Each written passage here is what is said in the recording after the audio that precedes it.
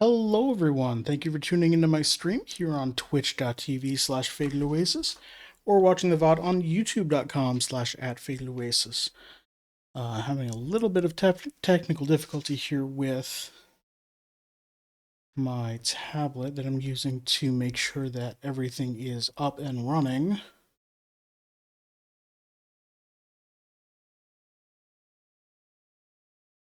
Cool. Great. This is fantastic. And I noticed I didn't update the bottom here. I'm not playing Parkitect. Let me fix that. This is Maker Monday, finishing Lego Bowser. Hooray! And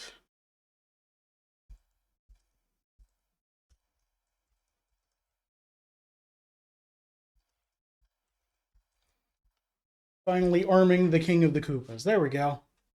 Hey Destiny, how you doing? Why did my tablet turn off again? I think I need a new tablet. I probably need a new tablet or some other way of looking at chat over here. We are finishing Bowser. As you can see here, I've got bags 20 through Crinkly Noises 22. These are the final bags. And I got Bowser book here. We're very close to the end of it. And I got Bowser over here with no arms and a big mouth. So all we got to do is build some arms and then the little bits and doodads that are at the end. On the last Lego stream, which was a bonus stream, I built some trays just out of leftover paper that I had. So now I can actually organize my pieces in a way that makes more sense to me and that aren't rolling all over the place. So that's cool. Let's open bag 20 here.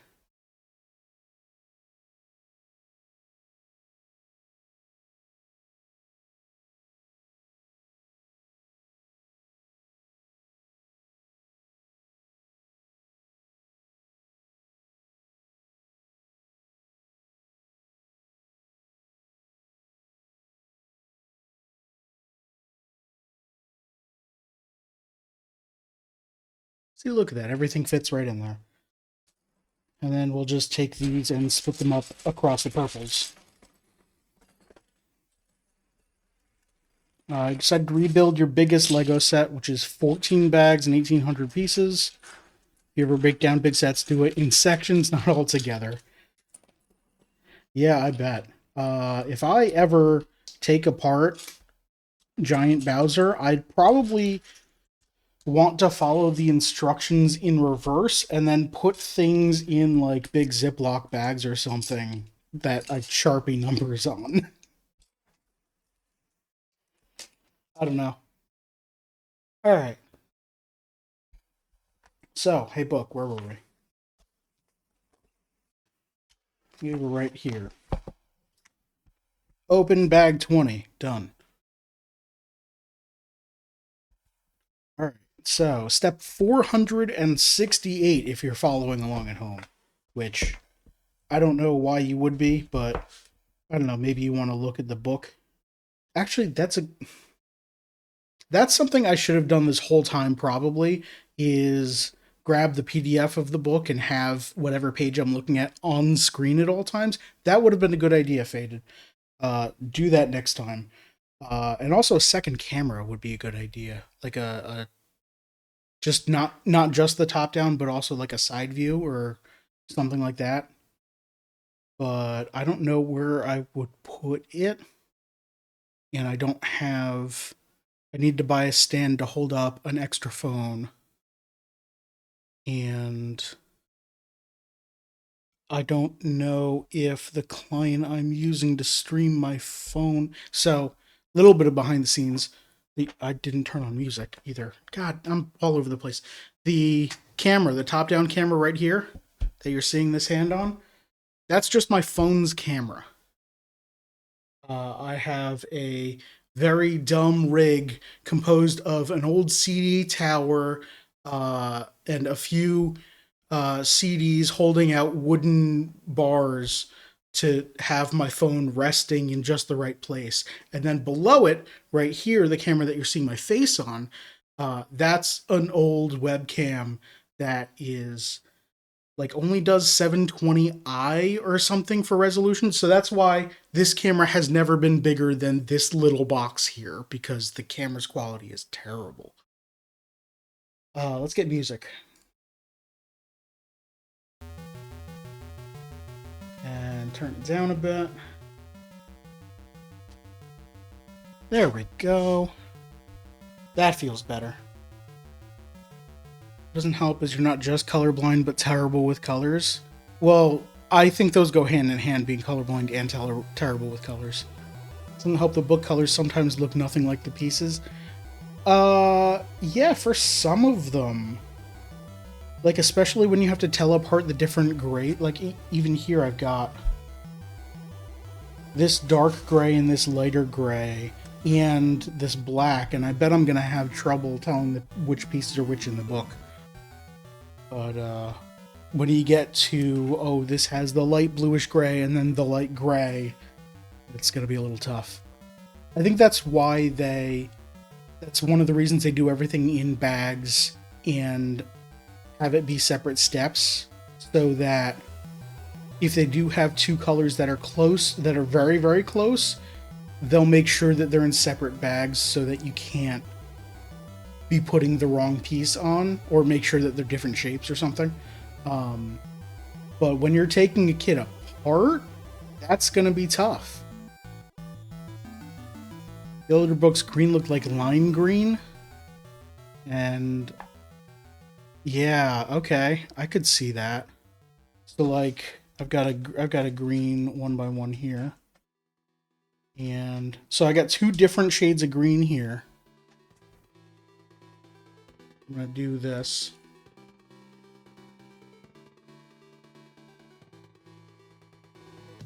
And that one, there we go. That's more what that looks like without the light reflecting off of it. And yeah, I could totally see if those were like steps 12 and 13 used both of these colors of similar shaped pieces, you might be able to confuse them. Definitely. Back all the way out here again. Oh, too far. There we go. All right. Enough dawdling. Step 468. Get a 4x4 with a hole in it.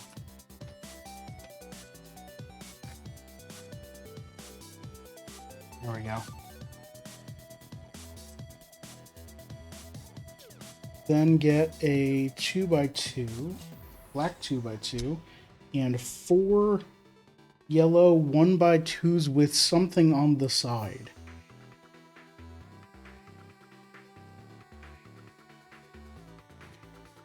Weird. Okay, I've never seen this before.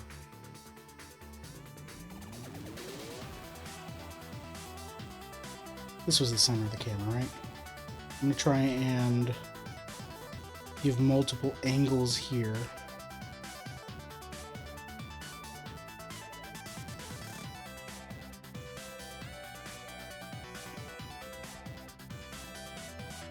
So yeah, that's a little weird. It looks like it's for, you're gonna have something clip into there and be a hinge, which makes sense because we're putting all 4 next to each other.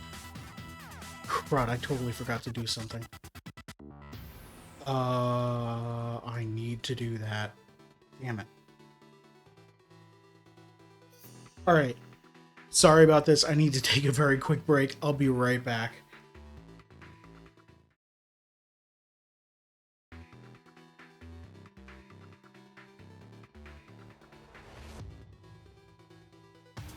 Alright, I'm back. Sorry about that. I had some real life nonsense that I was supposed to do before stream and totally forgot. Alright. Where were we? Step 469. We had this square. We were looking at these weird pieces. Okay. So this goes right here. And then all 4 of these pieces hang off the side on this side. They'll go next to each other, so the thought of that hinge makes sense. What did I miss while it was away? Those are an axle joint components, but on a 2x1. Okay. Yeah, that's kind of what I thought, that something clips in there and then you use it as a joint. And then I missed some sound effects, like what happened. Sorry. Then we get two upright, or two 1x2s with upgoers. Here we go. Or risers, or whatever the heck I want to call it today. Nope. These are the wrong ones because these are downgoers. That's an upgoer. That's a downgoer. That's another up. And that's another up.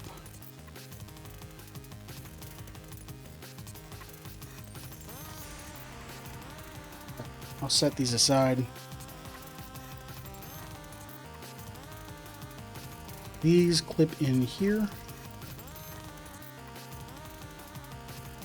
Those hinges, you can actually connect the claw connector pieces to them as well. They're less labeled and doing so. Yeah, that's what I'm assuming. I'm assuming I'm going to have 4 different things connected here that are all next to each other to make this like a 4 times hinge. But we'll see. Okay, then I need 2 white 6x1s. Go across here and stabilize this.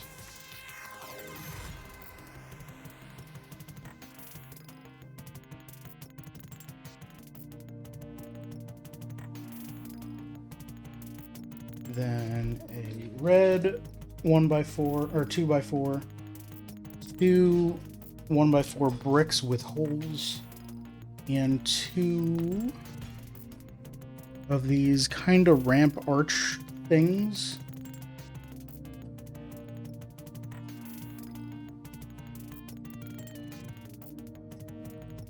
There's one.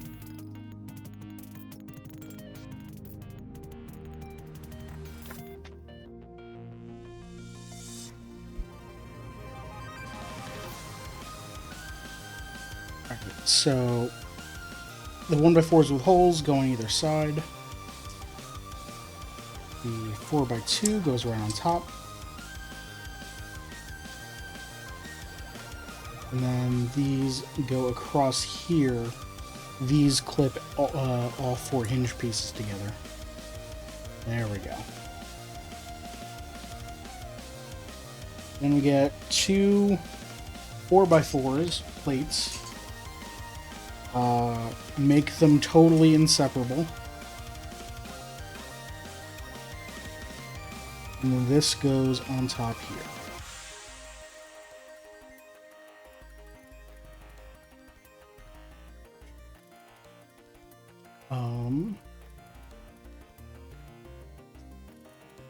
Two more of these. A 2x1 weird rounded thing.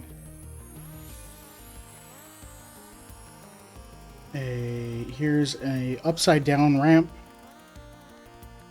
And a 1x2. I guess the dark black, the actual black pieces is easy to tell which is which because that's the only piece that has white outlines on in the book. Everything else has black outlines. So it kind of stands out.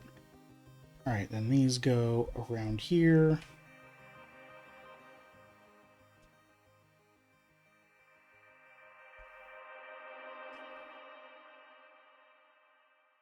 And this upside down ramp goes on the 1x2 before putting it here. So it's a little bit higher. Very tempted to get Wii U Sing with the microphone. I'm thinking your mates would want to competitive singing.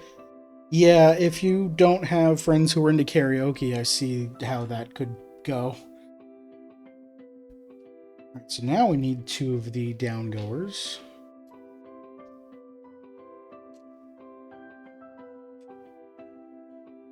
Alright, and then the downgoers go on the front here.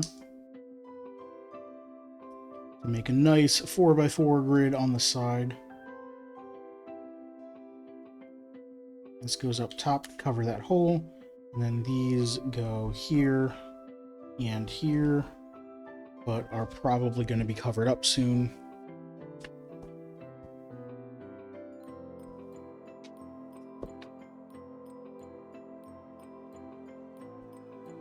All right, then we get one of these round things I've set aside. One arch and a 1x2 tile, which goes right on top there.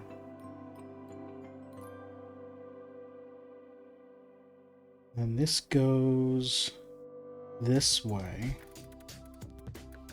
And the arch goes next to it.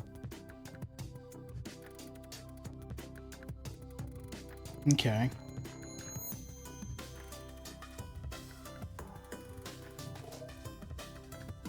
The piece is gold or silver as well. The booklet will show that the piece count by adding a small star icon. Yeah, I've noticed that on like the small like gold ingot pieces. We did that with the base that's behind me that Bowser's supposed to stand on. But that totally doesn't fit on my set, so it's not gonna happen.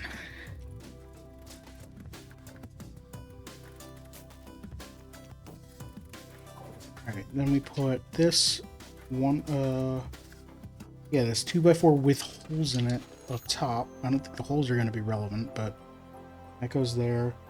And then these clip into the side here. But they go next to each other, so they can rotate a little bit. I bet we're going to be stopping that soon by covering it up. And on this side. Then we need 6 ramps. 1x2 ramps.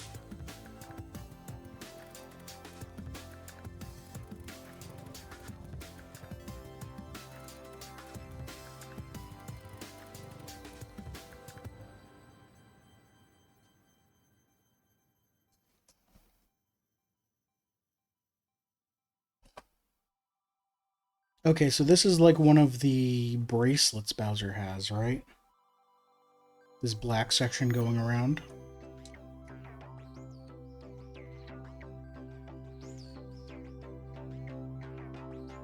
Are they called bracelets if they're like halfway up your arm? Armlets? Sounds like omelets, and now I want an omelet. Now I know what I'm having for dinner, I guess, but that's not going to be for a while.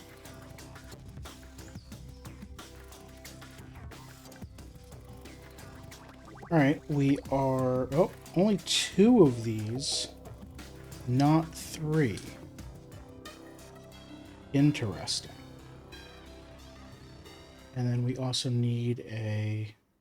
Looks like a 4x2 with a curved top.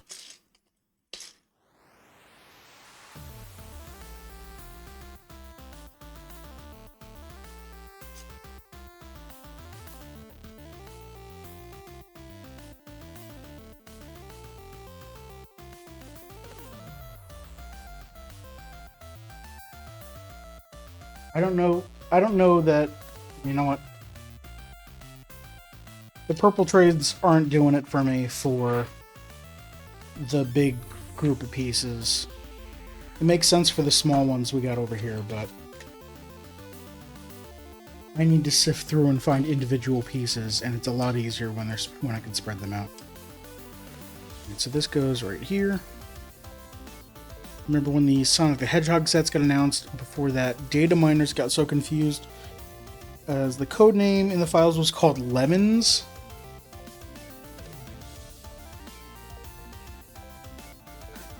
I mean, that's a cool code name. That's like what you want from a code name because it's very distinct. Anyone who knows what that set is will immediately know. And if any information leaks, you don't have to worry about anyone knowing what the heck you're talking about, because it doesn't matter. Oh no, there's a set with lemons. No one's going to be excited about that. That's not true. Some very small number of people will be excited about lemons, and then they will be very disappointed when the set comes out.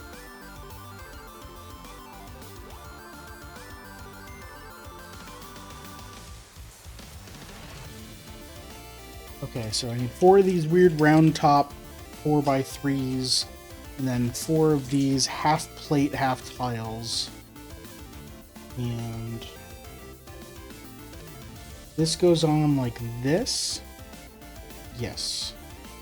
And then these go here. So the only thing connecting it is the rotating pieces. Okay. If you say so, book.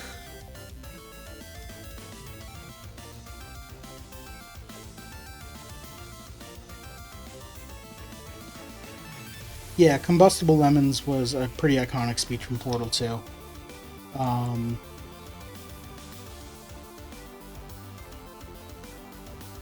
I don't know what else you could think of for lemons. Okay, then on the back, we do this twice. So once this way and once this way. And that's why we didn't have the gray piece here. Okay. Okay, so this is going to be... We're going to hook something else up over on this side. This is like the elbow. Probably. Probably. Oh. I just looked at Bowser and looked at where the arm connection is. These black connectors like that. So that'll slot in very nicely right there. So this is the shoulder. And then we're working our way down the arm. Alright, and up here, Bowser needs spikes on his armlet bracelet thing.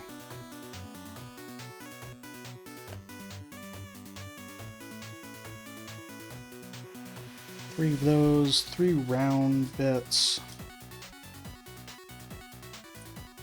Oh, where did that piece go? Here. Good, I need that spike. 3 spikes.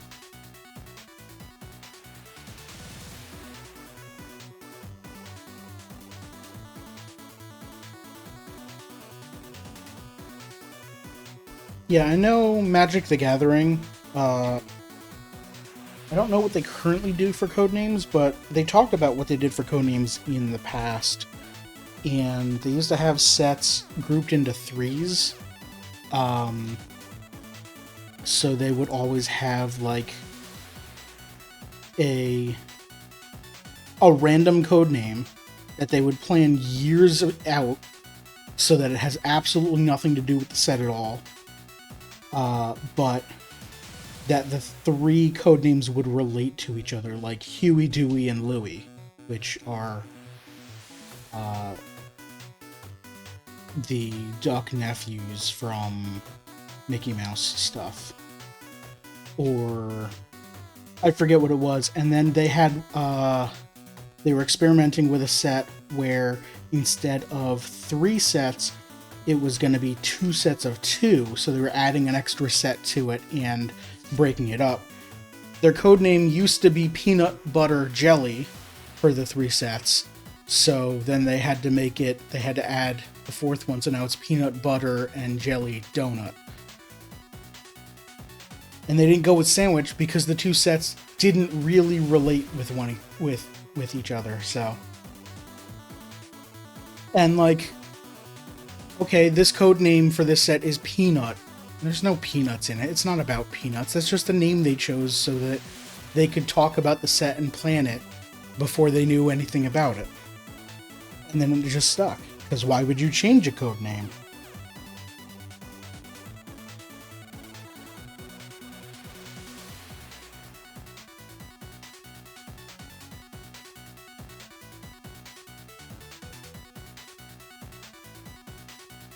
Alright, then we take a red and a blue, ones of these, and 2 upside down 2x2 curves. We flip this over to the bottom. Curves go here, leaving us access to the hinge parts. And then the red goes on the blue. And then they both go in here. And just connect down there. I know that this piece is blue, so that anyone reading the book can tell that this piece isn't some other piece, and so that when they cover, it's going to be covered up anyway, and so that people can tell what's going on when they look at this complicated book or a diagram that might be a little complicated. I don't know why the piece under it is red, and why they didn't just use more blue pieces, but you know, whatever.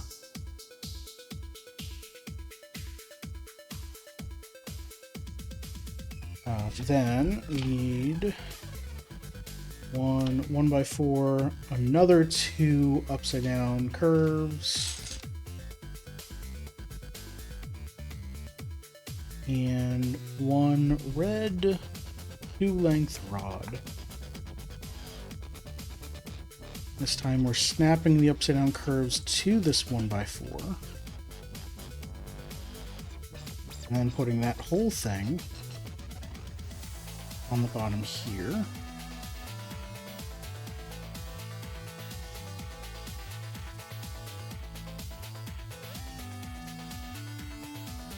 There we go. And then stick the rod in the hole. Maybe the piece is red to make absolutely clear that it's supposed to be 2 pieces, because if they showed you this page, you might miss this giant graphic that says put 2 pieces together, and you might just say, oh, a blue piece goes there, and shove 1 blue piece down there, and then forget that you were supposed to use a second piece. Maybe? I don't know.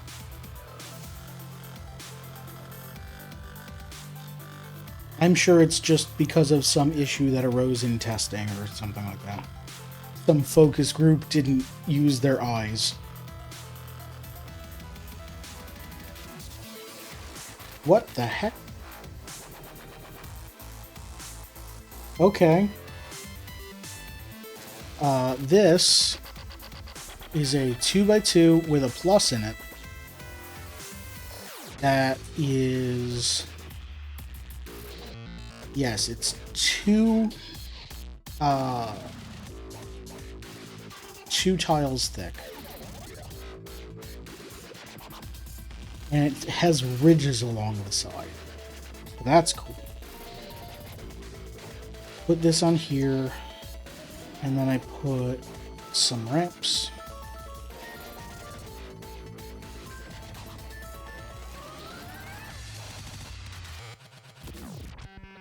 And then a circle and a spike. Sometimes cost reasoning, if the same piece is already used in that color elsewhere, they use it again to save resources. Yeah, so there are already blue. The bag that I opened had 2 of each of these, the blue and the red. And maybe the machine that or maybe they come together from the factory or something. Or, I don't know. It doesn't really matter. I'm just curious as to why. And then this slides into there. There we go. So now he's got one of his arm guards things. Or arm bracer? Is that what a bracer is? I guess so. Oh, and then yeah, this is Bowser's right shoulder.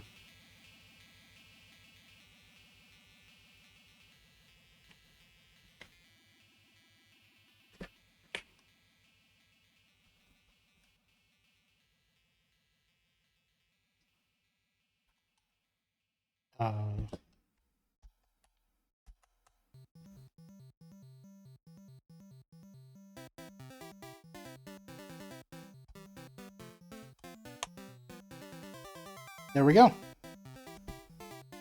Wait. Is that the right way?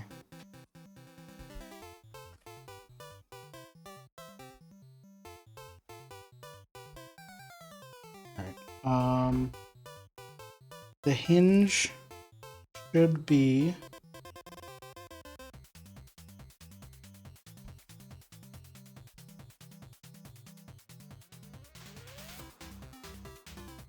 Yes, I think that's... Yes, okay, that is the right way.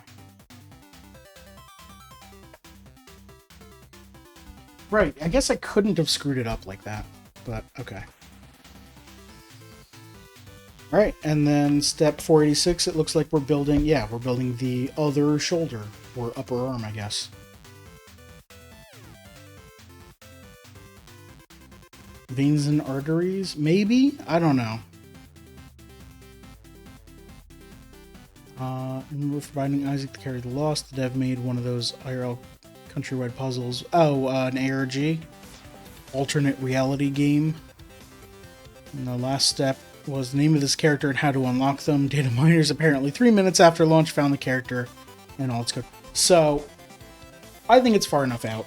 There's a game called Fez, and I very much like Fez. And if you don't want to hear how to solve one of the last puzzles in the game, actually, I'm not going to tell you how to solve it. I'm going to tell you how people solved it. Some of the puzzles are super hard. Some of them require knowing things like looking through... Well, there's one puzzle that I don't know if we ever found... I say we, because when Fez first came out, there were forums that people were talking about how to, like, discovering all of these super hard secrets together, because it took the community several days to figure out some of the puzzles. There's one puzzle that was taking so long that someone created a Google spreadsheet with every combination of actions you would need to take. And we just tried all of them, and eventually we found which one was the answer. It took a week, which is a lot shorter than the months that finding what supposedly is the real answer took. Possibly because once we brute forced it, a lot of people stopped trying to find the real answer. But if I remember correctly, it either relied on decoding there's a false language in the game, which is a bunch of symbols that you eventually find a way to translate. So I guess it's a real language. Well, it's cryptography in a way. They coded a message, and you had to find a way to decode the message. But there's a book in the game that nobody knew anything about what you used it for. So we all just assumed that, oh, you use this book, this weird book that you haven't used on any other puzzle. This has to be for the last puzzle. But it was encoded, then almost scrambled, then encoded again, or something like that. So we would try to decode it, and we would get a jumbled bunch of mess and go, oh, this isn't the answer, I must be decoding it wrong, and try something else. And I think the way they figured it out was there was a hint in the game's soundtrack, whose CD released like a month after the game. So, or maybe it was like an alternate way of solving the puzzle is you buy the soundtrack and then look through the files, or run the files through a spectrometer that visualizes all of the waveforms, and then you can see an image that they put in there. I don't know. It got super complicated, and I was just like, wow, this community solved and found all of the real solutions for all of the puzzles except for one. And then they just brute forced it because it was faster than dealing with the devs bullshit of what are we doing here? You made this too hard, we're just gonna brute force it, is a solution. And it was super interesting at the time. Now you can just look up the solution to any of the puzzles because, you know, databases of how-tos and people making videos about it. But like at the time, it was fun working with the community of saying like, there's this friggin' black monolith here, and we know that it's a puzzle, but we don't know, and we know that it probably deals with this other item we have, but we don't know how, so let's all work together and figure out how. And actually figuring everything out was really fun. Or watching the community figure everything out, and then me trying to help and going, I'm too dumb for this shit. But then, like, the community was nice enough to not just... Like, when someone found it, they're like, okay, great. I found the actual answer. I provide a screenshot of it. And then here's a hint for anyone who is having trouble and wants to figure it out on their own. And that was cool. And then someone immediately then posted like, oh yeah, I found it. And then posted exactly the solution. So if you scroll down too far, you just spoiled yourself on figuring out the puzzle. But hey, that's how the internet goes. Oh, that was a loud crack noise.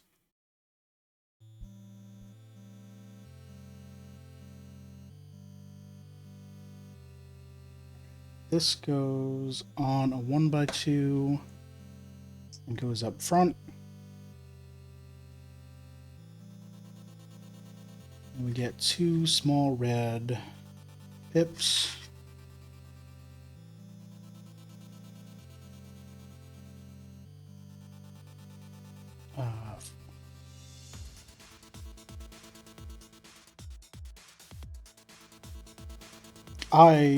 No, these don't go here. I skipped a step. These go here.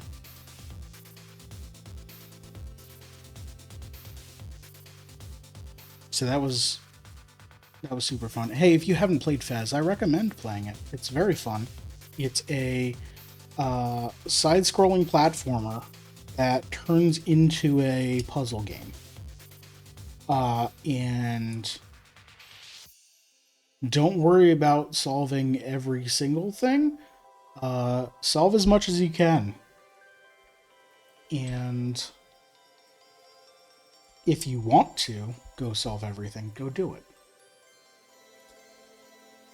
But like even beating the game normally and not doing the super hard puzzles is still fun.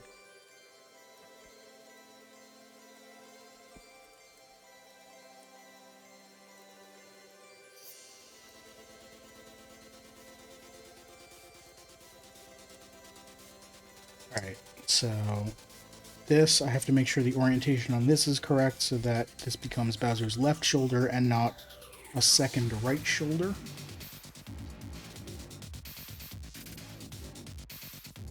There we go.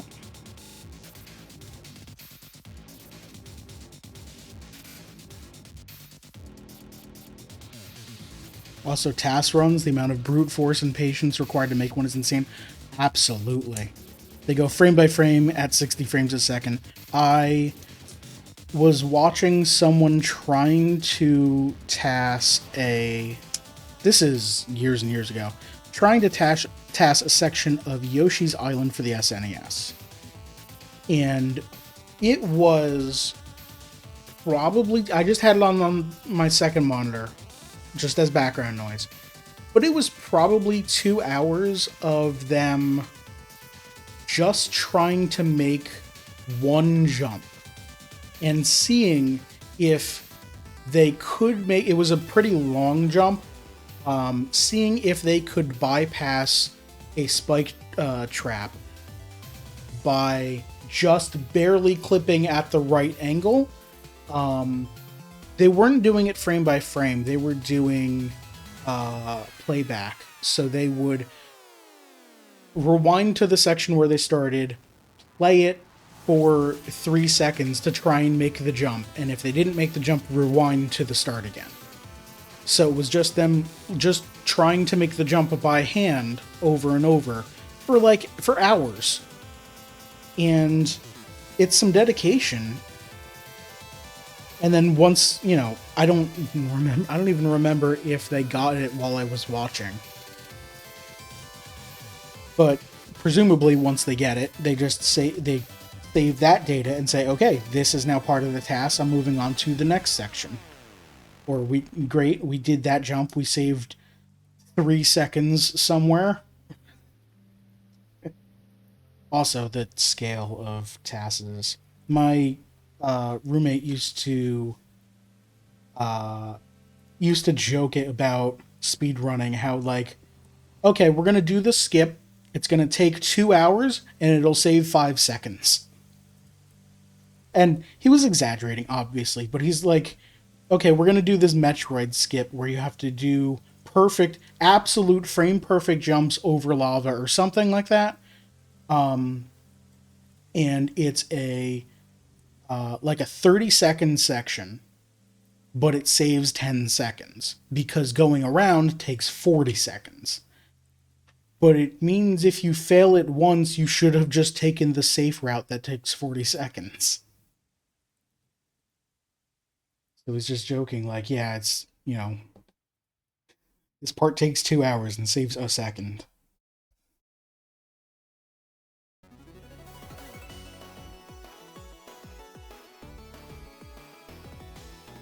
I should watch more task runs, more creations of task runs. Because that stuff's fascinating.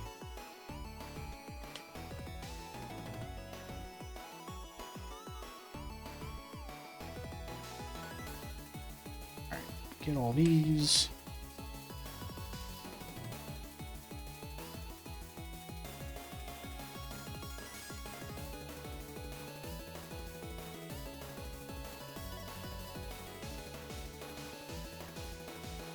Oh, I mentioned on Mastodon, I was catching up with some streams, specifically the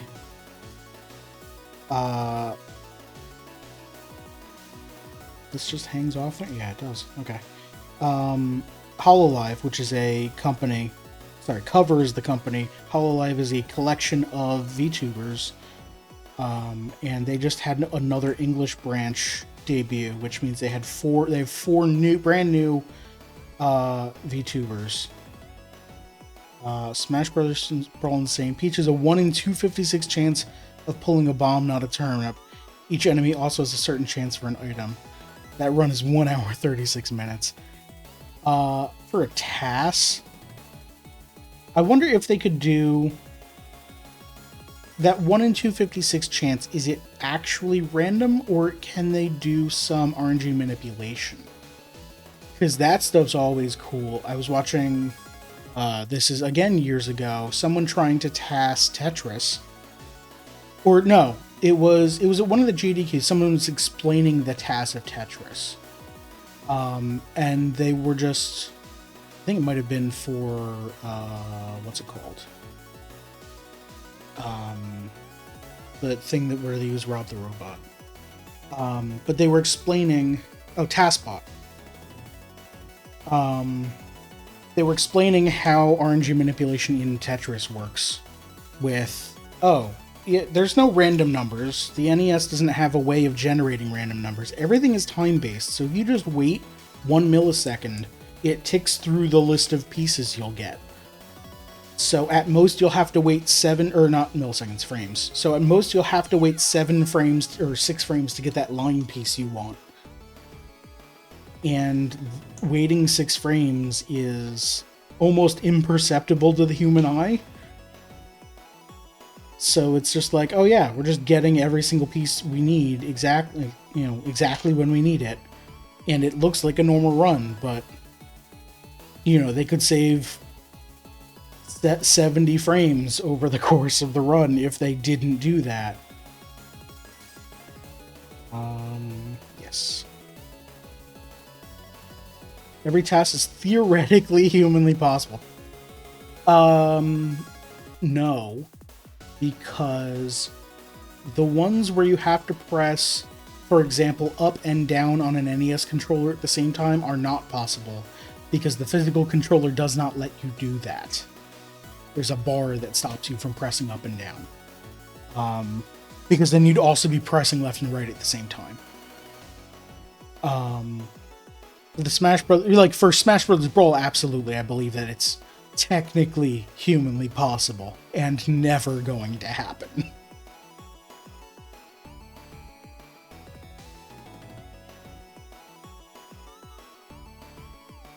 But yeah, some of the like the NES or SNES runs are, the controller doesn't let you put the inputs that you need to put in.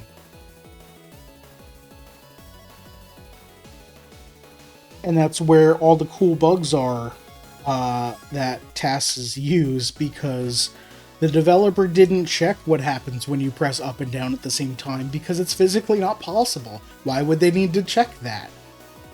Oh, you can just like walk through walls if you're doing it? Huh, how about that? Those are always super fun.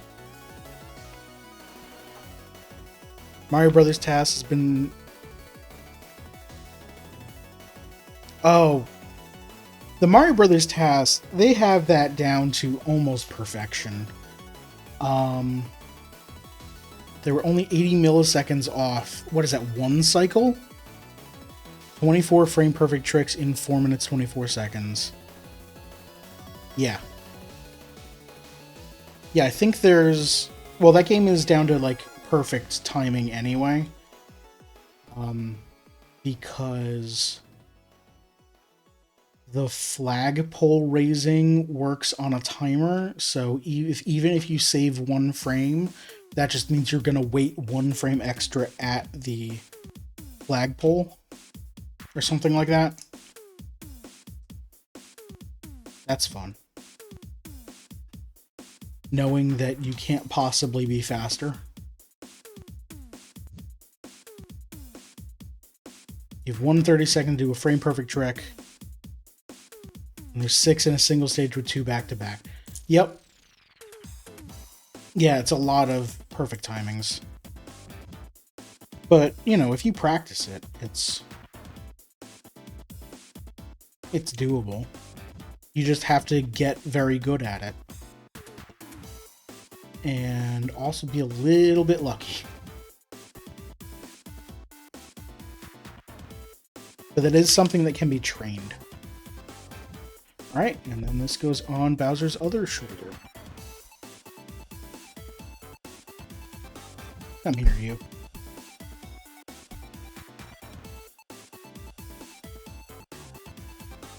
Still curious why his head is linked to this bar here in the middle.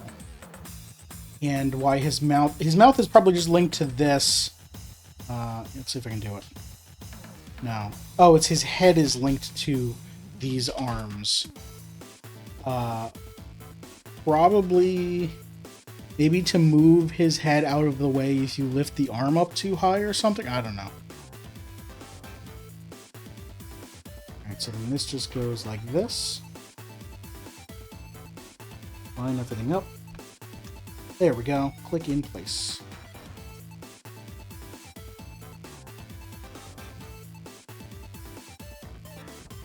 Alright, go away.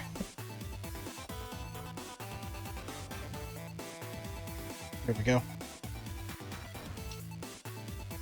Open bag 21.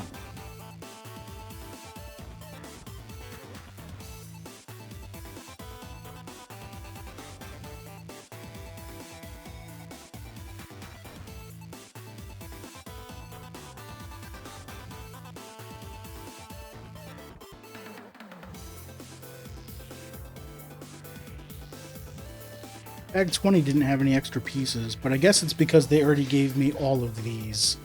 So, you know.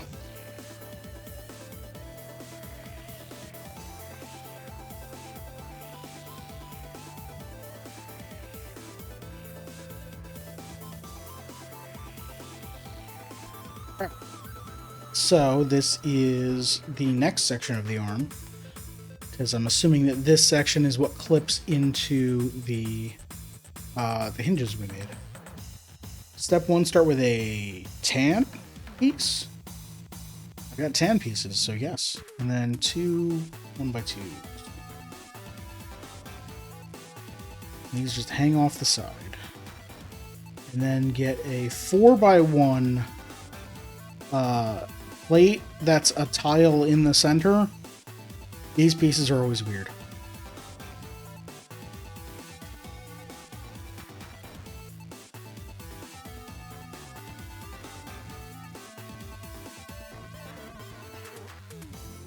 No, a Googleplex is a Google is a mathematical number that, yes, the site Google got the name from. It's spelled Googol. It is a 1 followed by 100 zeros. A Googleplex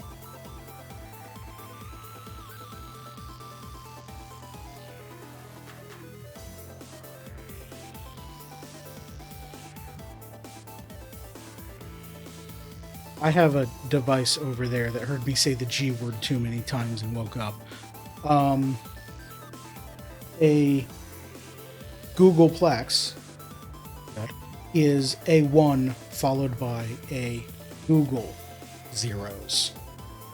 So think of that number 1 followed by 100 zeros, and then write out that many zeros and put a 1 in front of it, and that's what a Googleplex is.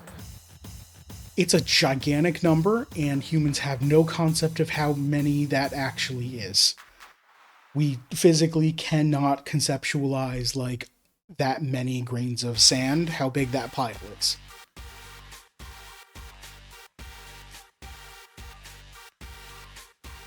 Oh, yep, we got more hinges.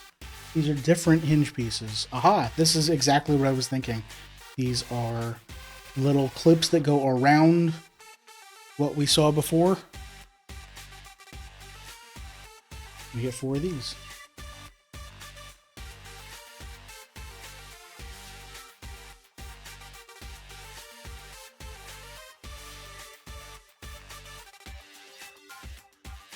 But yes, anything that is a Google of, like, that has odds that you're using that number in is just so absolutely insane that you can never actually expect it to happen.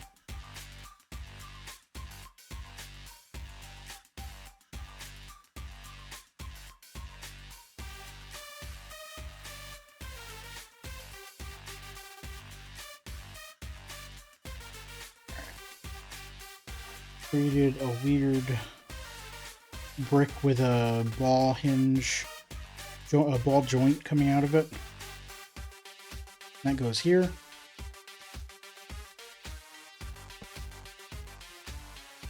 Then we get 2 3x1 bricks. Oh my god, it's 7 already. I have been taking too much time talking about fun stuff. Definitely want to finish this today. So I'm gonna. You can't stop me. Is what I'm saying. You're not my real dad. He's not watching. I don't know, he might be, but I highly doubt it.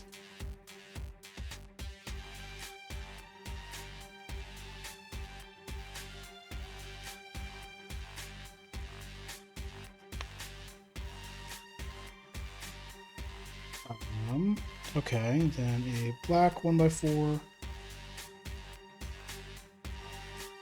A yellow 1x4. Right here.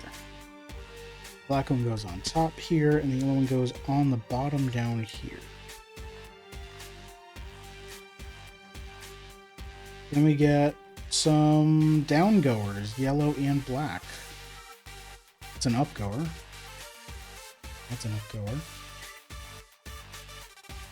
That's a downgoer. That's an upgoer. That's down. And then black, huh? That's up. That's up. That's down. That's up. That's down. Cool. These go on the top here. And on the other side here. Favorite thing about TAS is style points. Oh, absolutely. In the Pikmin 1 TAS, you must wait for the engine to be carried, so the TAS made the player use the whistle and punch to match the music 1-to-1. Perfect. I mean, that's just something I do when I'm waiting for stuff in game anyway. If they give me a honk button or a sing button or something, or even if they don't, I'll just be tapping a button to the music if I'm waiting for something.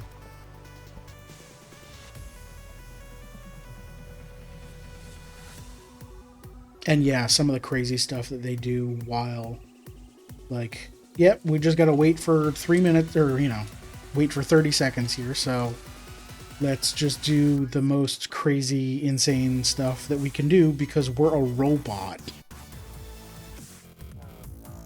We don't need to worry about stuff.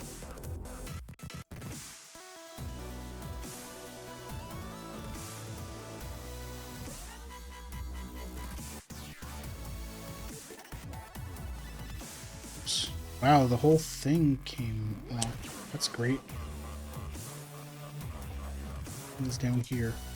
Pushed firmly. So I'm assuming that this is the part that slide. Yeah, because the hinge is here, so this is going to slide. There's going to be something covering this, and as we rotate this out, it'll show more or less of that to stop it from showing the void behind the hinges. Or in front of the hinges. And then we need 2 of each upgoer. And luckily I have some I prepared earlier.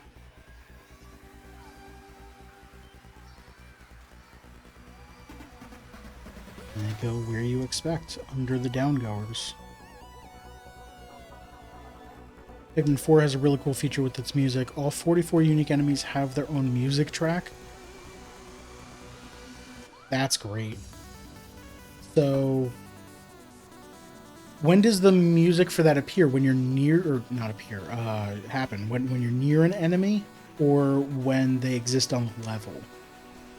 Because I could see, like, you start up a level and you just hear a unique instrumentation in the music because it's, oh, this level has this enemy, and you've never had both of those enemies on a level before. And then if you're really good and basically a robot, you say, oh, that means it's these 2 enemies that you know what you're about to face. But it probably just happens like when they're close, which is still also cool.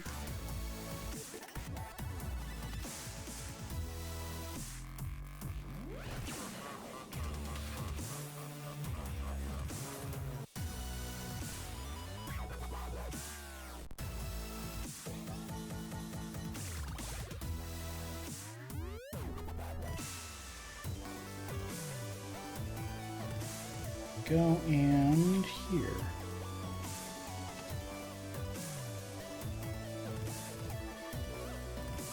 Each track starts when you're near them. Yes, okay, cool. You want the game to have 2 different enemies from different areas to play both their tracks at the same time along with the cave theme. Cool. And now we need 2 gray 2x1s and 4 ramps.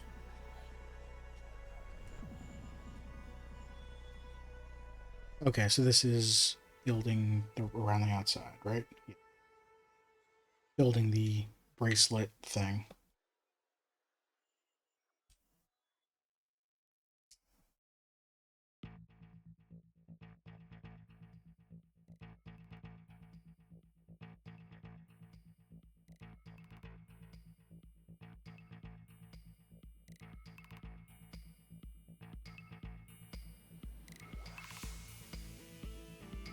we go. Nope, it wants me to make these first.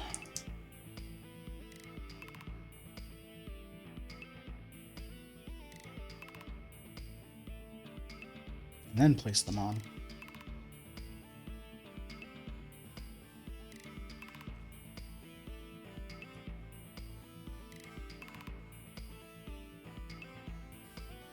Pikmin 4 is insane optimization. Pikmin 3 can handle 330 enemies before crashing. Well, it's on a different console, right? Because Pikmin 4 is on the Switch. Pikmin 3 was on the Wii. But I'm gonna guess somewhere on the order of 3,000.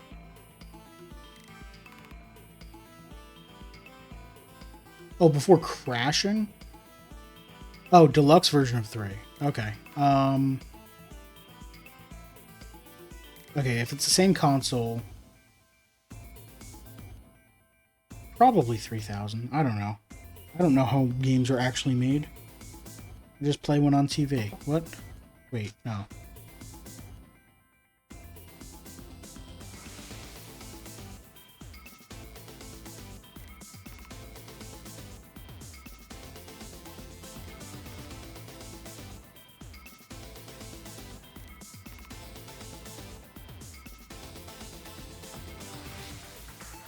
A few of my friends would probably have better insight as to taking a guess there. I'm kind of just choosing a random number.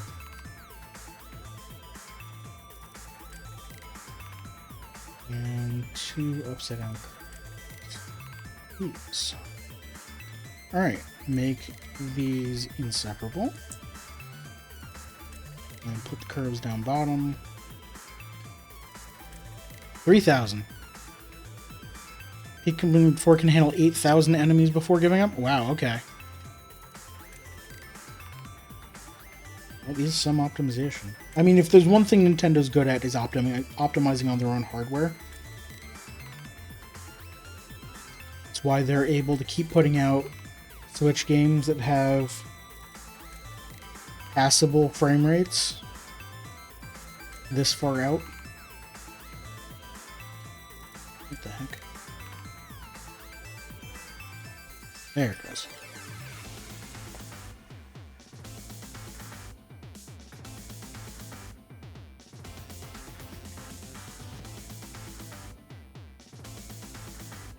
Making this thing again, huh? Ramps.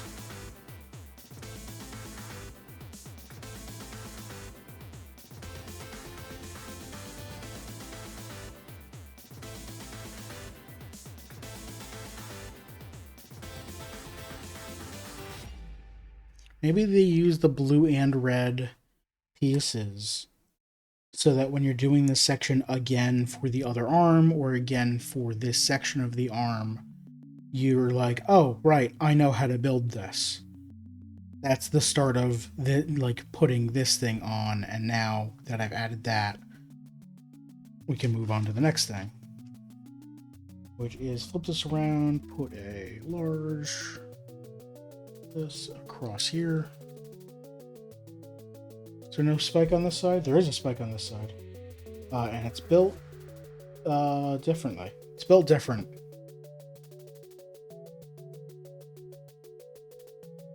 Put this 2x2 on top of the 4x2, and put another 2x2 on top of it. Then ramps on the sides.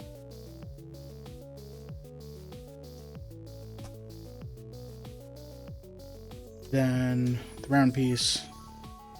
Oh, so it's built like a normal brick and not with the hole in it that you need to care about, because it just snaps on top instead of on the bottom.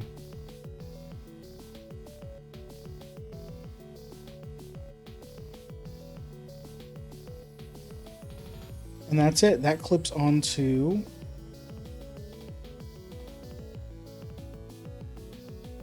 why does Bowser already have one on his other arm? Was this whole section 2 times? This whole section says 2 times.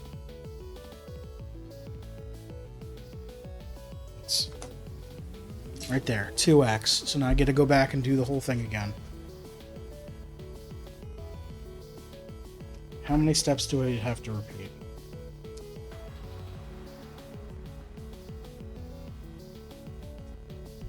Starting at 504, ending at 521. So like 18 steps, 17, 18 steps? Okay. Do it again. I wish they said... Oh, it does say 2 times up here. I wish I had seen that. Enemies off screen, the enemy deloads. Yeah. Yeah, there's a lot of... That's almost crucial in game development, is to deload things that you're not seeing. There's some PC game from 20 years ago or something. First-person game that the devs were showing how some optimization works. I think it was actually the engine creator was showing off how some optimization works, and it was any buildings or backgrounds behind the character, the game just doesn't render at all. Like, it doesn't bring them in, it deloads them. Because the character's turn speed is set at a certain amount. So, like, you see what's in front of you, and you see the fastest that you can turn, and once you start turning, it'll start loading what's behind that. Yeah, there's a lot of cool optimization stuff.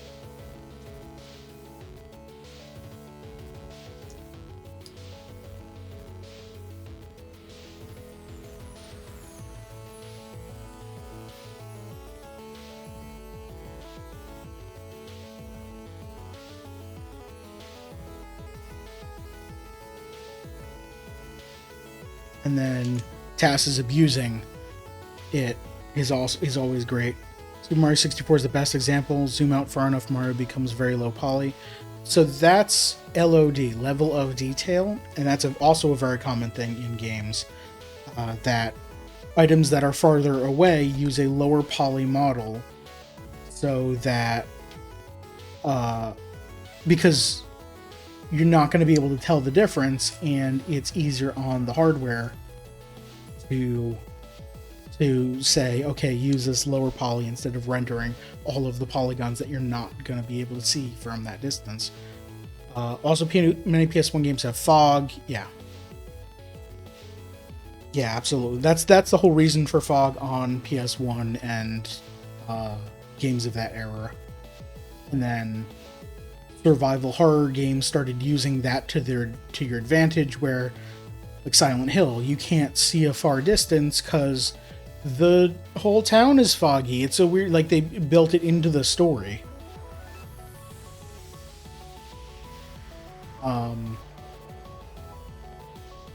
Yeah, all the cool game dev stuff.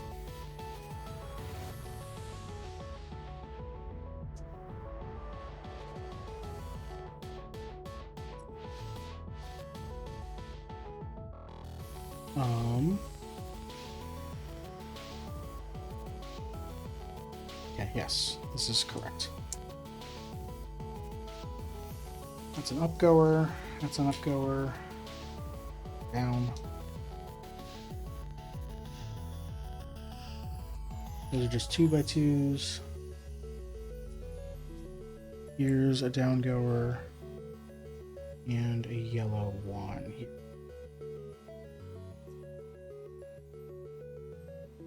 Mario 64 may seem like players cheat because they do. Yes, absolutely. Task players and speedrunners in Mario 64 are just blatantly clipping through walls and going to... Oh, Mario Kart 64. Sorry, I missed that. But yes, also. Watching any of the how speedruns work videos from Pan and Koek or Bismuth or there are a handful of other people, are all fantastic. Like, they make documentaries on how speedruns are, how they get so good. What is this about Mario 64 though? Out of range, most collision doesn't exist, so they just phase through walls. Yeah, I guess if you can lock the camera super far away or something, or make the game think that the camera is super far away, then that would totally work. Okay, I need all these things, these curves.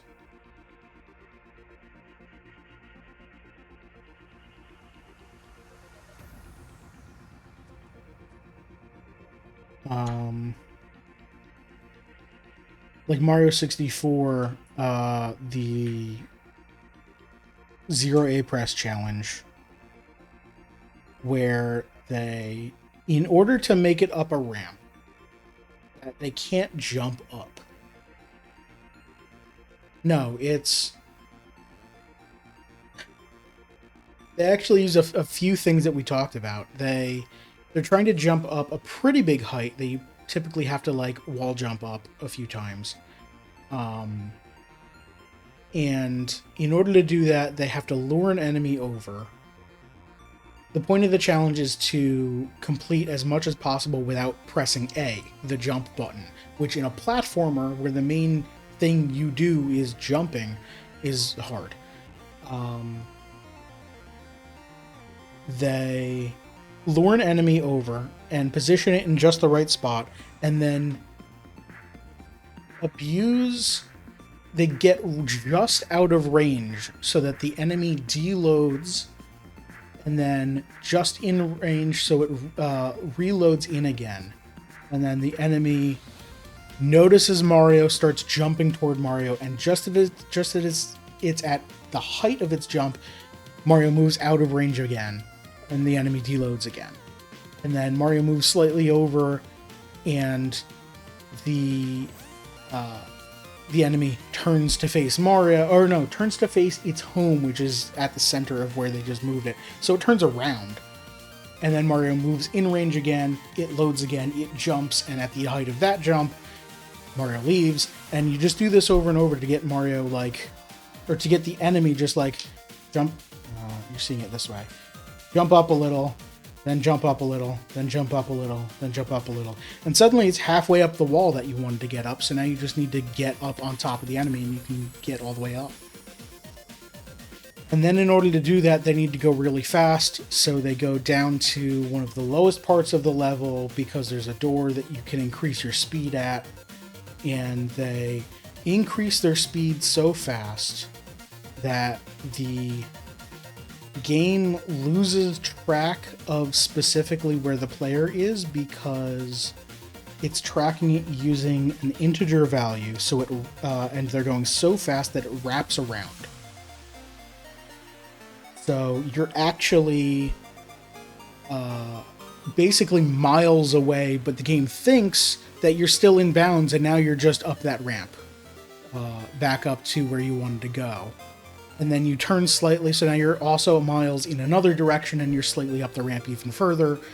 And then you make it all the way back up at insane speeds. But then have to make your way back to the stage because you are miles and miles away. And it's like 18 hours of tasks to skip one A press. Because the point of the challenge is just don't press A, ever.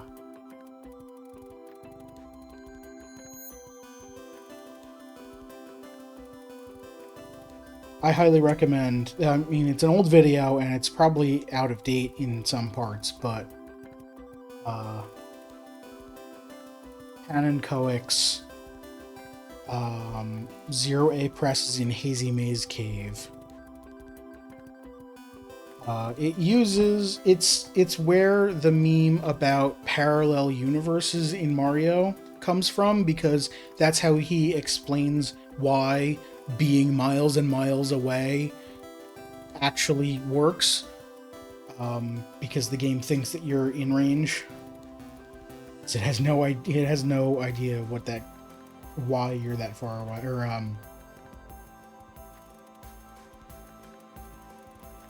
What am I trying to say? Yeah, because the game lost track of you and is basically saying, oh, you are... It looks to me like you're right back where you were, when instead it couldn't be further. No, you could be further, but I don't know. I'm kind of rambling. I love the IGN series. Game devs react to speedruns. Ooh, for Doom Eternal, and the level designer goes, "We made these very carefully so you couldn't go out of bounds. And look at this guy, he's just clipping through walls left, right, and center. Did I do my job correctly here?"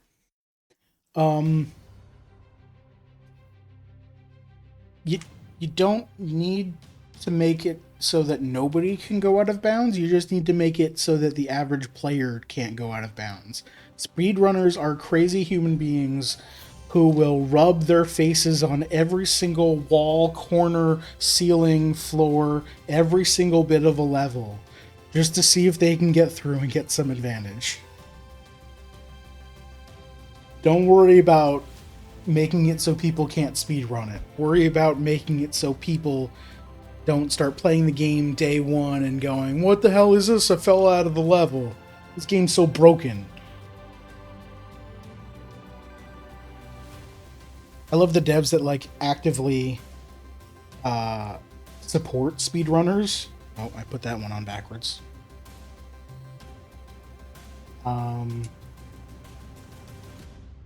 Wait, how do I...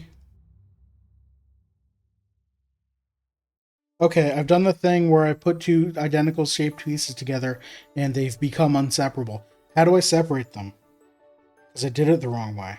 And it doesn't matter because it's going to get hidden, but I want to do it right. Uh-oh. Let's try putting this here, but only in the red one. Backing it out of blue. And then using the brick separator... Oh, wait, there's this one up top, too. There we go. Worked like a charm.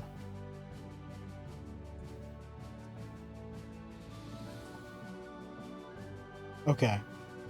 Red goes on blue. Then they go down here.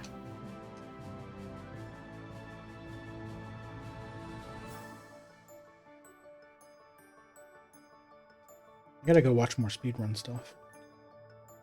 No, I don't have time. I'll download some speedrun stuff and watch it on the plane. Alright, take these last two plates. These go together, and then these curves go under them. And goes here. And then build this thing again.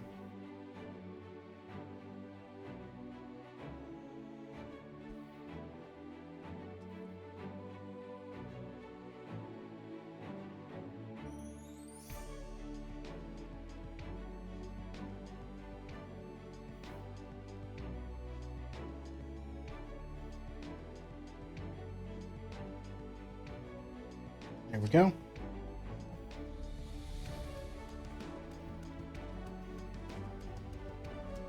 Do a flip. This goes here, and then build this last piece. Twilight Princess, low percent. They will spend 10 hours to skip one small key because they learned that Link's item pickup cycle is missing one frame. I did see that. That's super fun. The explanation video of that is super fun. Actually sitting there for 10 hours and watching Link, not fun.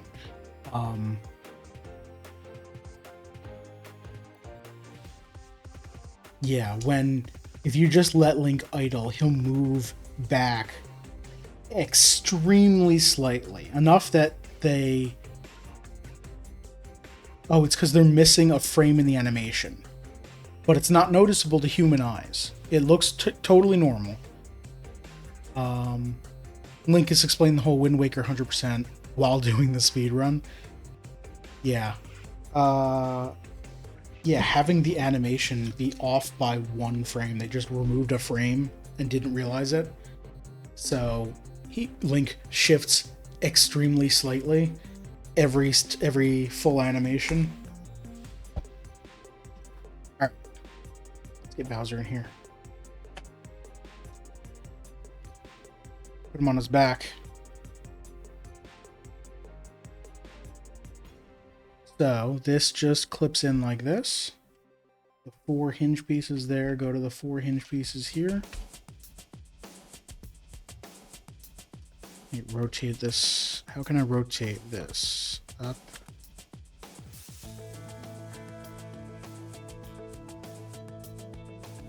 There we go. Yes, and then this is his elbow that as we click through this, these are clicky. It hides more of the elbow behind there, and it's just so you can't see past in that gap there. Or it's harder to see in there. All right. And then on this side, I bumped the microphone. I'm very sorry. This goes here. There we go. All right. Bowser's got arms, but no hands. I'm going to take a break. Why is this? There we go. Okay. Thought I broke something. I'm going to take a break because it's well past 7. It's like 7:30. And then I'm going to open... Hold on. I'm going to open bag 22, the final bag, where I start building Hand. Thank you for stopping by, Destiny. I appreciate it. Very fun conversation. I will see you later. And everyone else, stick around. I'll be back in just a few minutes.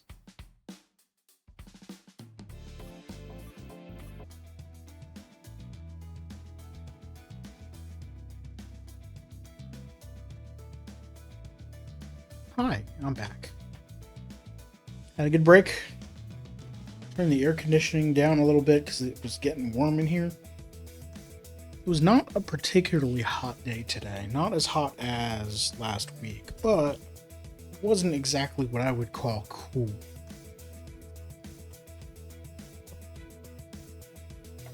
We're at bag 22 where we're building some hands. And it looks, just from this drawing, it looks just like they connect with a single ball joint. So that'll be fun. Let's get a bag.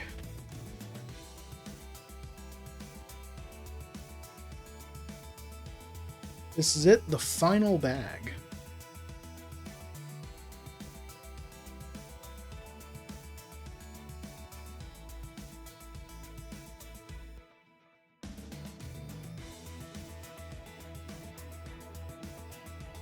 Sorry, this is it, the final bag.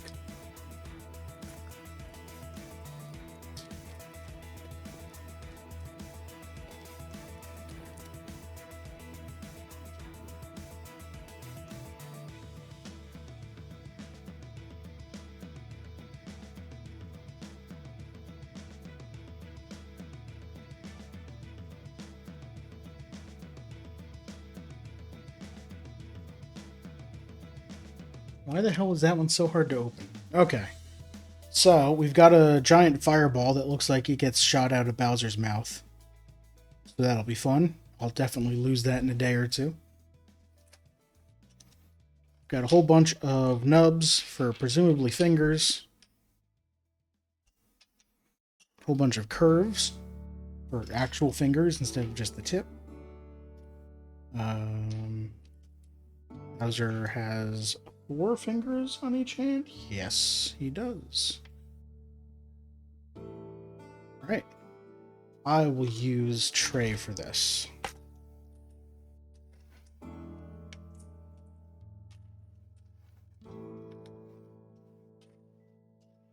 We got some big pieces and various assortments. Alright. So we start with the black piece, black 2x2, and then this What the hell? Here's another unique piece I've never seen before. It's a 1x1 or 1x2 brick with a hole in it. But it's also a 2x2 plate coming out from the center. And the hole extends to slightly in. Let me get a good.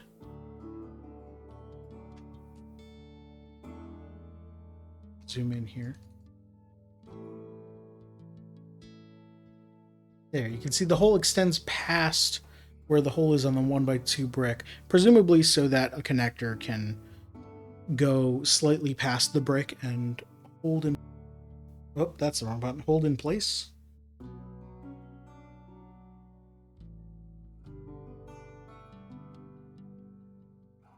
All right, so we're putting this on the black 2x2, and we're getting a yellow 2x1, and like I was just saying, a black connector goes right in there, and I can't tell if it's going past. I don't know, maybe there's another piece that would go further than that connector. Future-proofing their pieces and whatnot. Alright, then we grab one of these, and this goes in the second hole. So it's off-center.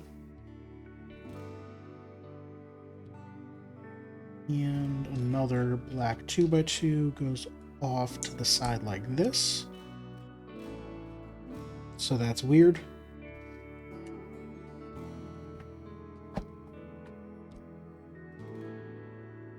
Then grab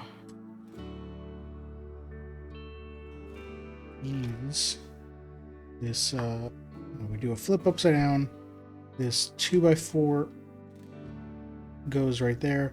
And then this is an upside down 3x2 ramp, which goes like this.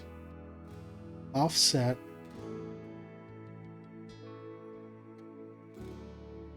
Okay. Alright, then we get our ball for the ball joint. So this is going to be the back of the hand. We get two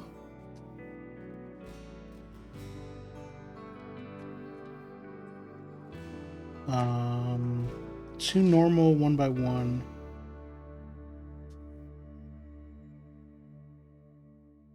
Not studs, because of the round ones.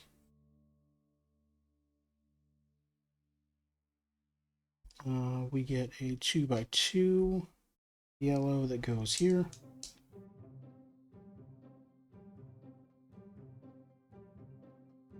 And two upside down curves like this that go like that.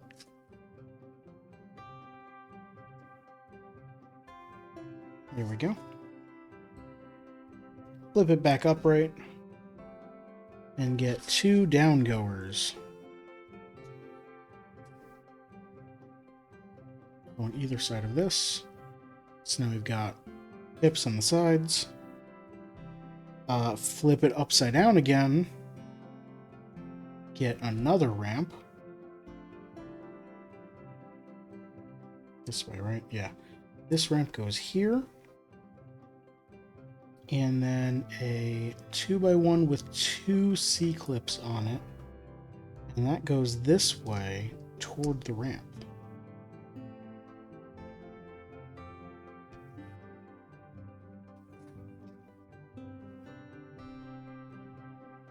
And get a normal 2x1 brick, which goes on that.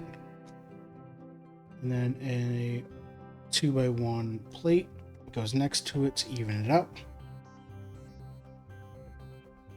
Another 2x1 plate that goes in the center to lock them in. And some 1x2 risers. Here and here. Yes. So now we've got 6 pips on each side.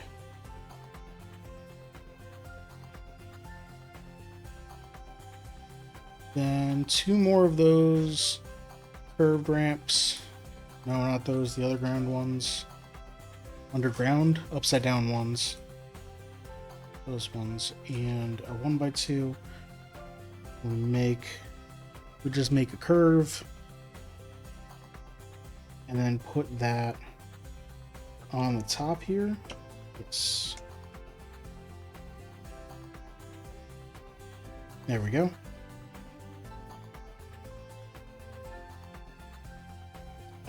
Then we're making a side panel for this side. So we get this truncated 3x3, 2 1x2 tiles,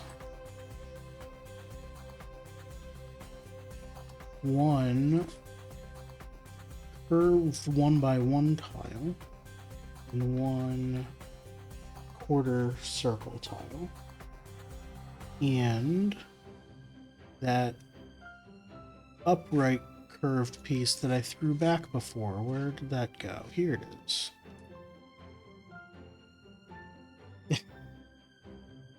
Okay, so it shows me it's got another guide 1 and 2 here. I'm right here. Do this and the so step 1 is put this tile here. Okay, done. Step 2, now do the rest of it. Just draw the rest of the owl.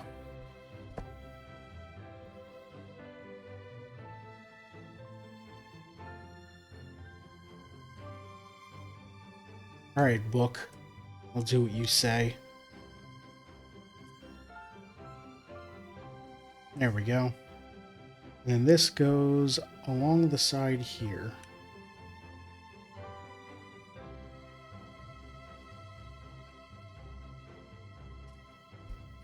And then do exactly the same but mirrored for this side. Perfect. Can do.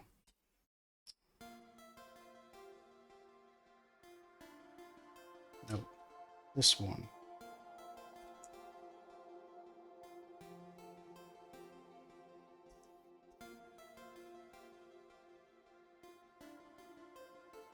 Grab a curve. And then an upright ramp.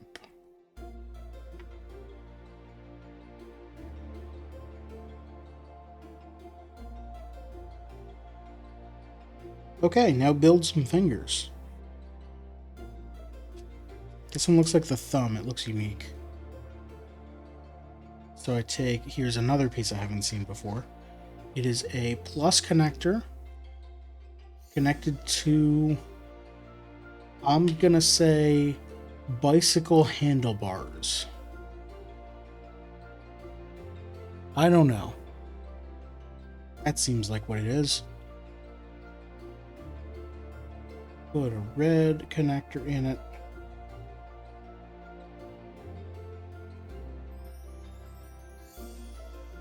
Then a yellow finger. And then a red connector in that. And then a fingertip. And then a spike. A white spike, because it's a nail.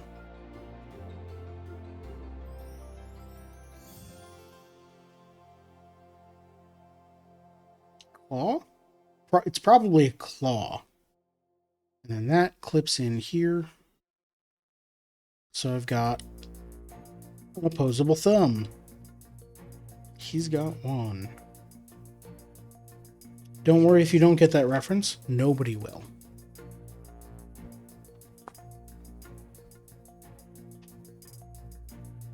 Alright. Now we make the rest of the fingers. So I need 3 fingers, 3 fingertips,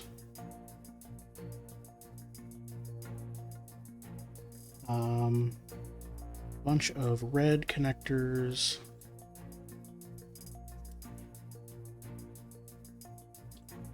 to connect fingers to the fingertips, and then put a spike on them.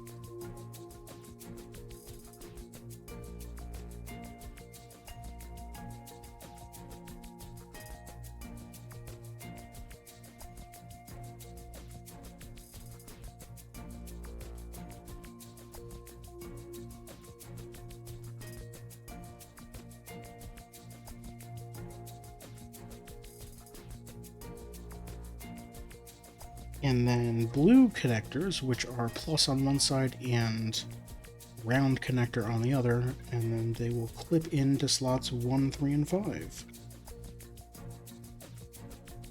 Oh, that's weird.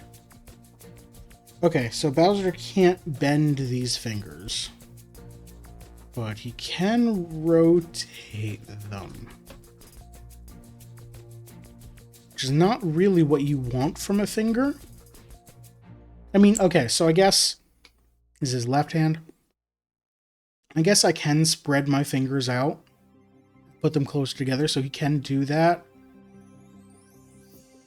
But, warning, finger torture. Please look away if you don't want to see. I could just do this. That's not what you want from a finger. Alright, you can look back. I'm not going to do it anymore. Then we grab this. Goes right on top.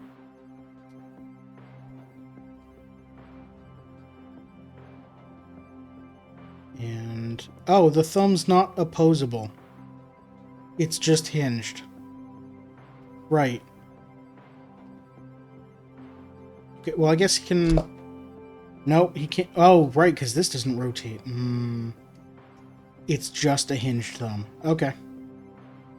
Well, that's fine.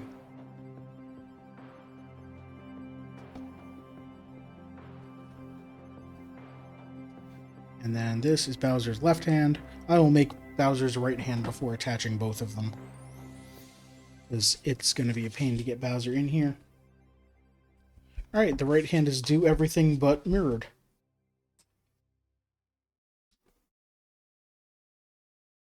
That, then I'm going to dump these out because I need to be able to pick through them.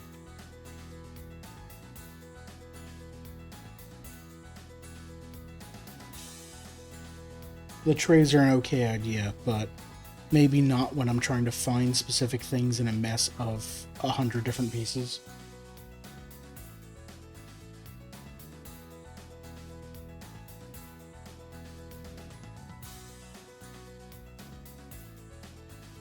Wait, this is on a hinge. Is that... oh no, I covered it up. I locked it. I locked that section up several times. Okay. So no. You can't rotate his fingers like that either. That's a shame.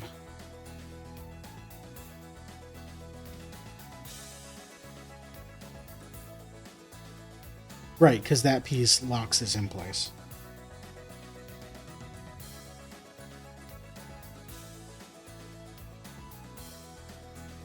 Right, yeah, like that. And then the ball joint. Some 1x1s.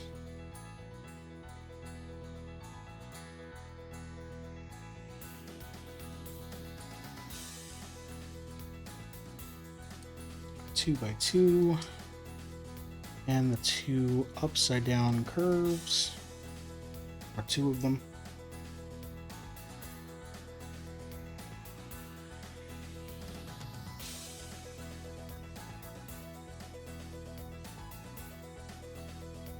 Then flip it around again. Get some down goers.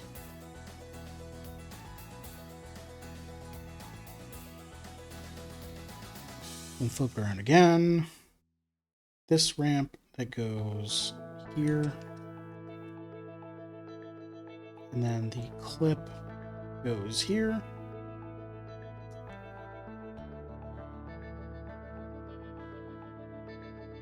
And the brick. And the plate.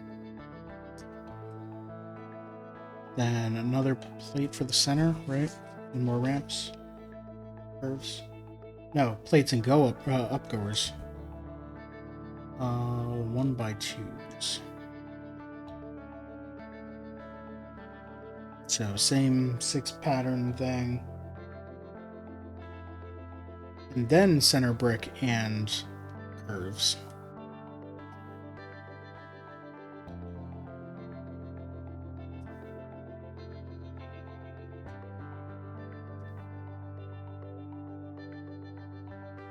There we go.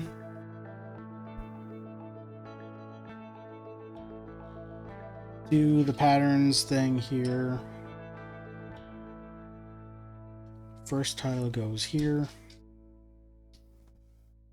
Then the rest of the tiles. Maybe it's calling out just that first tile to make sure that you do the orientation correct and don't accidentally make the mirror image when you're not trying to.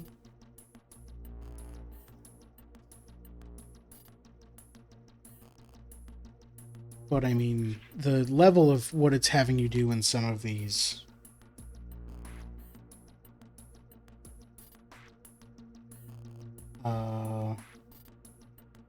Yeah, so it's that one. Because this goes up like that, and that goes like that. I don't know.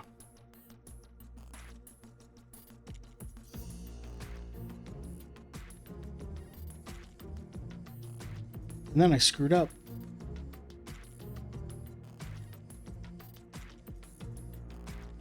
Live on Twitch. Alright. There we go. Shift those over one. Accidentally put these curves down here instead of putting this here like I should have.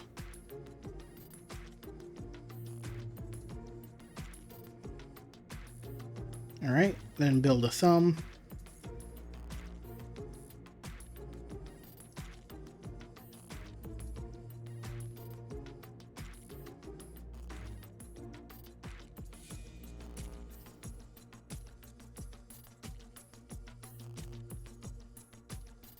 Almost forgot to put a fingertip on.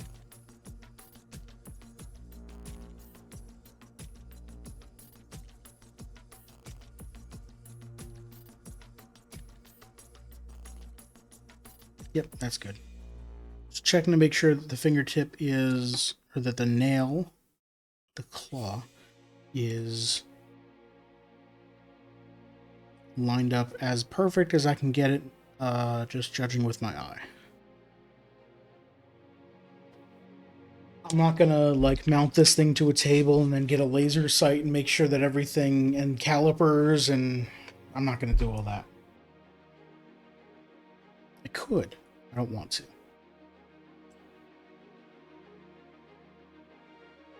Actually, I probably couldn't. I don't have most of the tools I would need to do it. I could borrow them.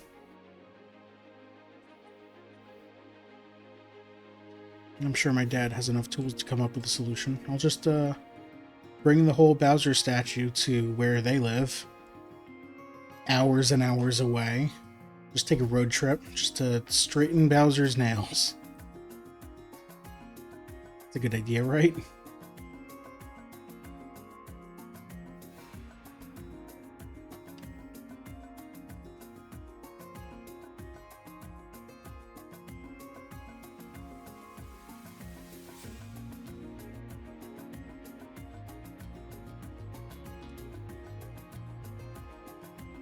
Yo, I just thought of something.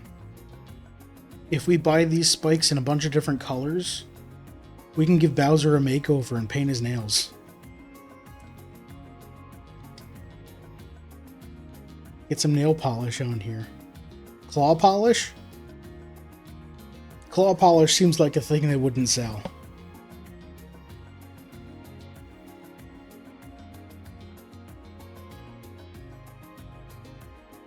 Alright, there we go. Okay. So, now we take Bowser. Oh, I forgot this. Giant plate on the back to finish the hand. Come here, you. Alright, and now I could just turn this up here so we can see like that. I don't need to lay you on your back anymore. This is Bowser's left hand. Make an L. Wait. So it'd be like this. Yes. Okay.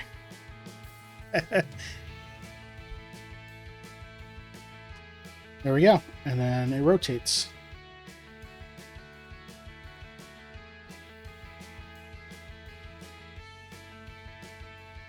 There we go. That's great. All right, clip the other one in here.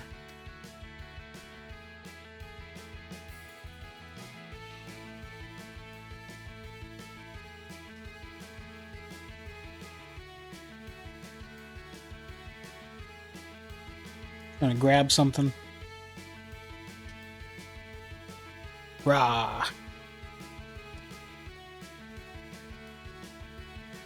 Okay. So then...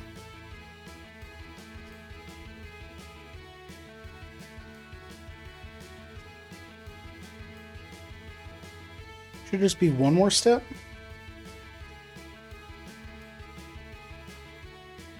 Put fireball in mouth. Eat this.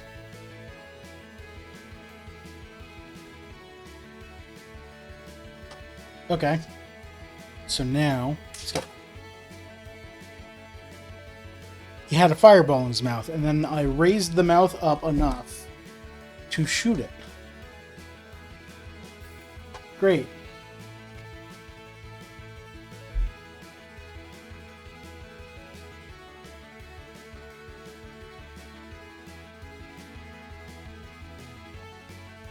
And it went with all my model kit stuff. Alright, so that's cool. Oh, and then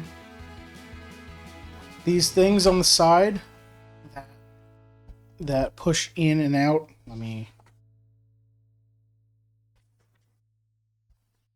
alright, yep. These panels on the side that push in and out when Bowser turns his head. The instructions just say, hey, if you want to turn Bowser's head, just push those. And his head turns, which is true. But it means I guess you can control more of Bowser. Oh, it's so you can be back here and be controlling Bowser for maybe your kid's playing with Mario or something. You'd be like, rah, and then raise the head up and shoot the fireball with this lever here. Why do Bowser's eyes look kind of derpy? Hold on. Where are your eyes? Here. There. There we go. And then angry eyebrow.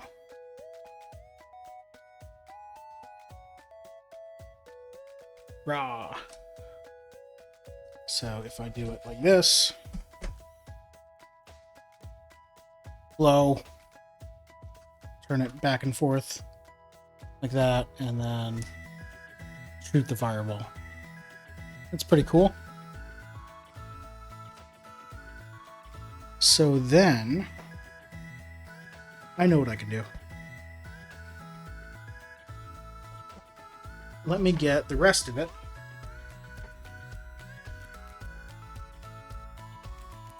Here's the base from, you know, episode 1, 2, 1 and 2. I don't remember how long ago. Move some stuff out of the way. I don't know where to put this. But let's get Bowser in here.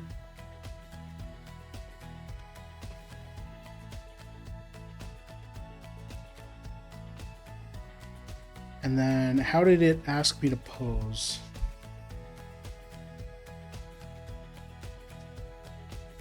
Oh, that's a piece list.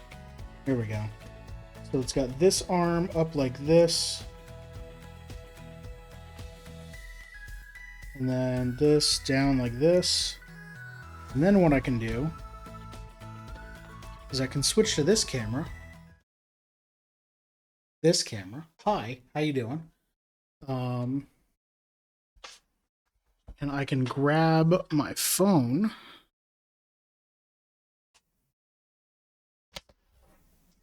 That's fine. Upside down. And go back here. There we go. It's Bowser, King of the Koopas. I made the thing. I've done the thing. Look at it. It's so great. Turn the screen back on here so I can see what I'm doing. And there's Chad over there. Don't worry about that. So yeah.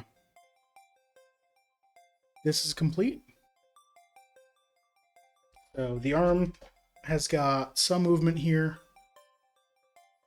Trying to hold the phone steady while doing this. Sorry about shaky cam. It clicks in place every time I want to move it. So it's going to be stable. The elbow clicks out or back.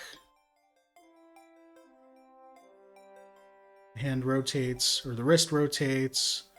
Got the hinge on the thumb to open claw or closed claw. And yeah, like I said, this button back here turns Bowser's head. This one fires the thing while raising his mouth, which is great. It's fantastic. I love it. And then something I wanted to do, I can just do this.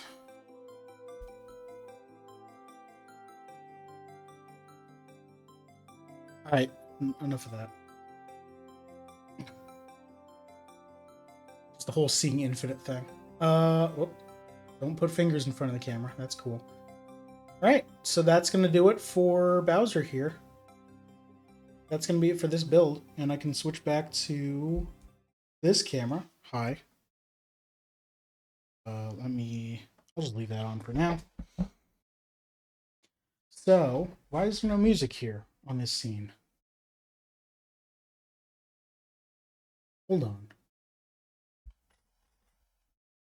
Did I never put the music player on this scene? Oh, I'm going to fix that right now. Don't worry about that. That's just the view from the camera. Hold on. Music note and music player. Copy these. Paste them here. There we go. So that's going to do it. Let me do my side talking thing here. That's going to do it for Lego Bowser. But coming up on stream, I am taking a vacation, so there is no Maker Monday next week. Actually, Wednesday will be the last stream before vacation. So tune in Wednesday at 6 p.m. I'll be playing Pool, which is just a small game. It's like Suika game or Watermelon game, where you're trying to combine balls, small balls into bigger balls, and then don't fill up your board all the way. Try to get to the largest fruit. But it's with pool balls instead, so you're hitting them around with a cue stick, I think. So tune in for that. That'll be Wednesday at 6, and then I'm taking, like I said, a week-long vacation. It's going to be a week and a half for you, because just have the timing of things. I will be coming back on, I want to say Sunday the 7th? Is that a Sunday? Yes, Sunday, June 7th. My calendar went away. Windows, stop being dumb. I'll be coming back on Sunday the 7th with a co-op Sunday, where we'll be playing Bopple Battle, I think? Yes, probably. So, tune in for that. And then the Maker Monday on the 8th, I will be doing the Hanafuda art for July, because it'll be July 8th, and I'll be kind of behind on that. Coming up on Maker Mondays in the future, I have a few projects still to do. I've got the rest of the Hanafuda cards, so July and August next month, probably. And then I still have this model of the Deep Space Nine ship, the USS Defiant. Why did it take me that long to remember? I'm literally rewatching Deep Space Nine. So I've got that model of the Defiant. I put off building it right away because it had water slide decals, and I needed to learn how those worked. I can move Bowser over there. Hold on.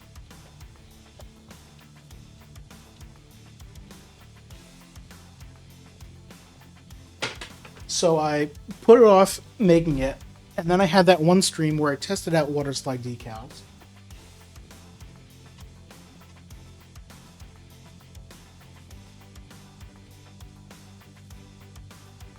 There we go. That's great.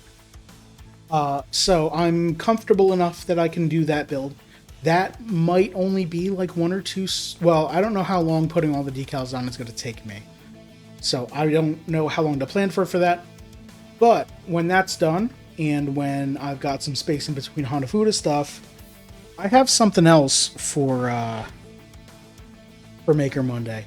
I I recently walked into the Lego store and I bought the Lego Pride, the Everyone is Awesome set and built that on stream on Saturday. But I also bought, I don't really know what's in here. It's a big question. Just kidding. It's the Mario 64 question mark block, which is a kit that I've been looking forward to actually having for a very long time because Mario 64 is my favorite video game. So it looks like a big question mark block when it's closed. It opens up to have all these different scenes of Mario 64 levels. You've got Bob-omb Battlefield over here, Cool Cool Mountain on the other side, Peach's Castle up top, and the bully and an eye. What is that?